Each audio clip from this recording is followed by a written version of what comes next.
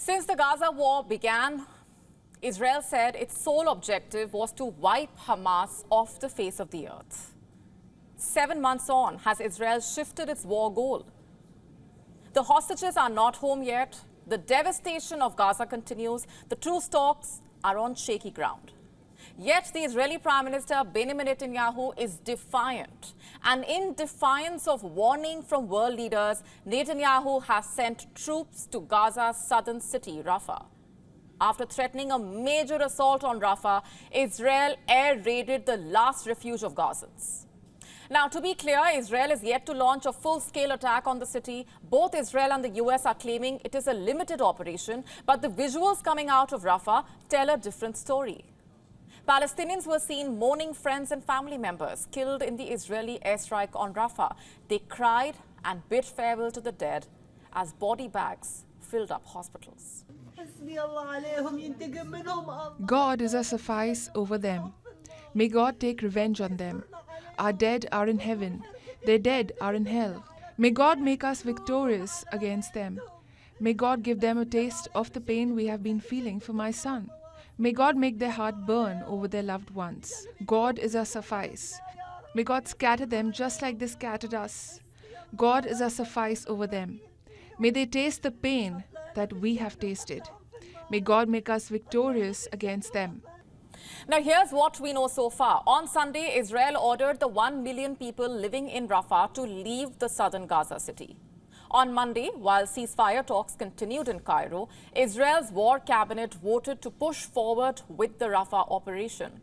And then on Tuesday, Israeli military took control of the Gaza side of the Rafah border crossing.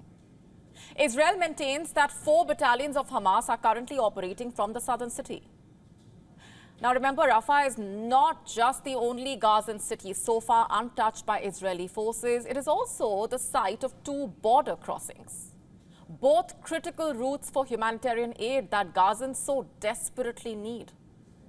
And given the destruction of Gaza and the staggering number of deaths so far, aid groups and international organizations have warned Israel that an invasion could be catastrophic.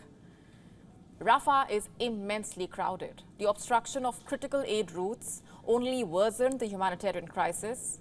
When Israel closed the border crossing, it halted the flow of humanitarian aid, leaving enough fuel to run the relief operation for just 1 more day.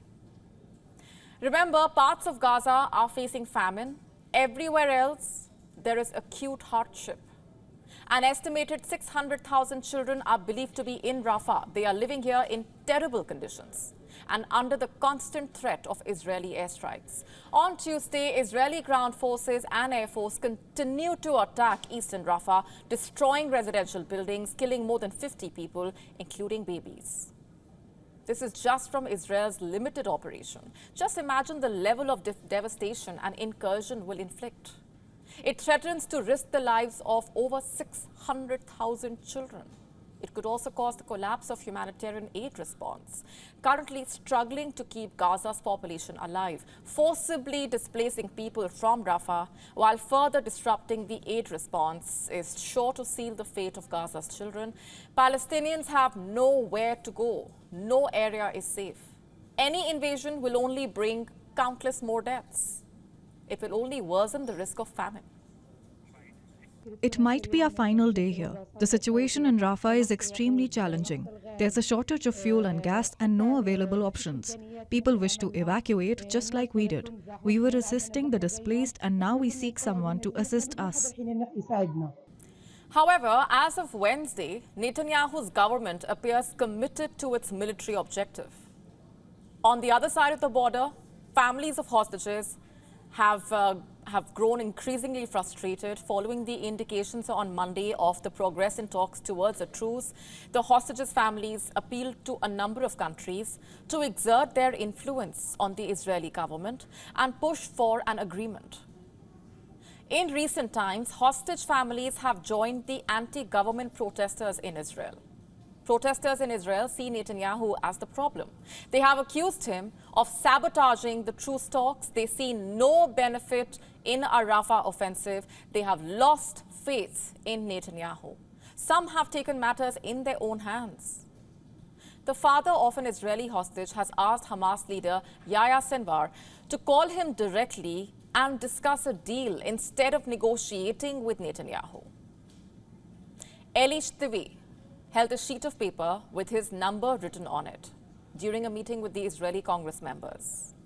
Eli Shtivi's son, Idan Shtivi, was taken hostage by Hamas during the October 7 raid. Meanwhile, in Tel Aviv, dozens of protesters blocked the road to demonstrate against the army's recent operation in Rafah.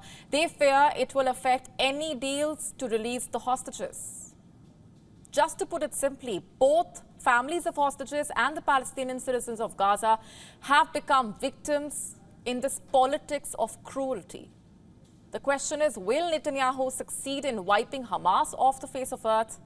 Only time will tell. To stay up to speed with the latest news, download the WION app and subscribe to our YouTube channel.